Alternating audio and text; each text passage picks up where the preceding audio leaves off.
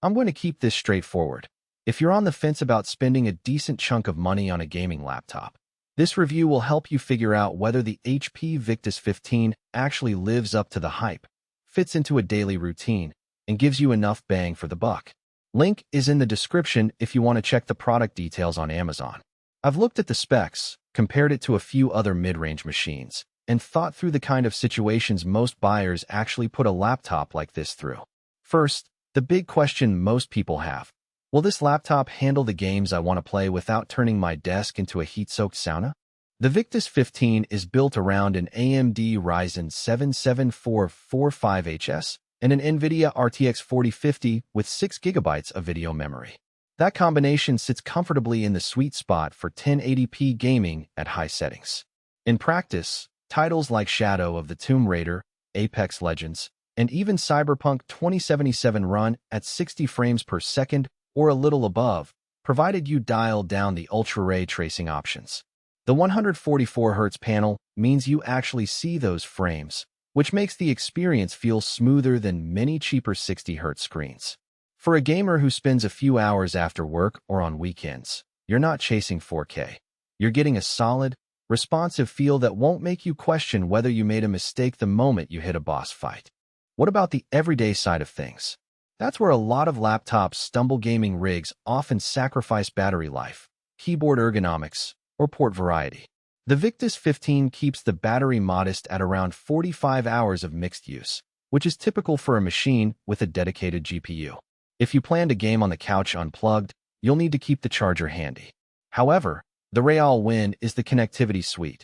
2 USB-A ports, a USB-C port that handles 5 gigabits per second data, an Ethernet jack, HDMI 2.1, and a built-in webcam. That means you can plug straight into a router for low-lag online matches, hook a 144Hz monitor for a desktop-like setup, or use an external SSD without hunting for adapters. For students or creators who need to switch between coursework, streaming, and gaming, the port mix removes a lot of the frustration you get with slimmer Ultrabooks. Now, let's talk about the Pricito performance curve. The headline specs: Ryzen 7, RTX 4050, 16 GB DDR5, 512 GB SSD. Read like a checklist, but the actual value comes from how those parts are paired. The SSD capacity is enough for a solid library of modern games and a few creative apps, but it will fill up quickly if you keep every title you've ever owned. Upgrading the drive later isn't a nightmare. The chassis opens fairly easily, and you can add a second M.2 drive if you're comfortable with a screwdriver. The DDR5 RAM at 16 GB is generous for most current games and will keep multitasking smooth when you have Discord, Chrome, and a recording software all running. In contrast, many competing laptops in this price band still ship with DDR4, which can become a bottleneck in newer titles that lean on faster memory. That's where the Victus pulls ahead without demanding a premium price tag. But no machine is perfect, and the Victus 15 has a few compromises that matter if you're a picky buyer. The screen, while crisp at 1080p and buttery smooth at 144Hz, isn't calibrated for color accuracy out of the box. If you're a content creator who needs a nears RGB or DCP-3 gamut for photo or video work, you'll want to invest in a calibration tool or accept that the colors will be a bit off until you do.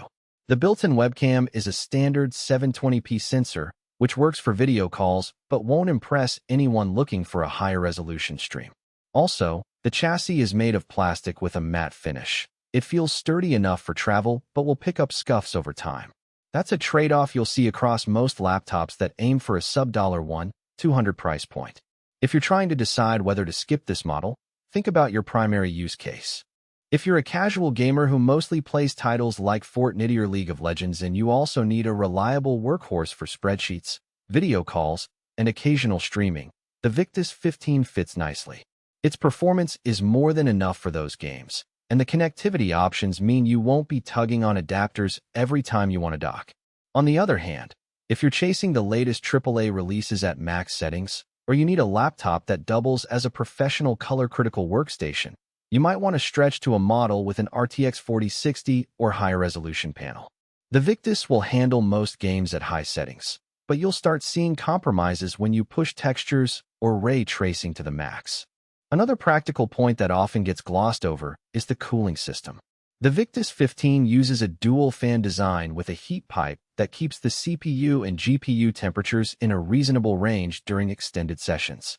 In my own testing, a 2-hour marathon of Elden Ring kept the CPU around 80 C and the GPU near 77 C, hot, but not enough to trigger thermal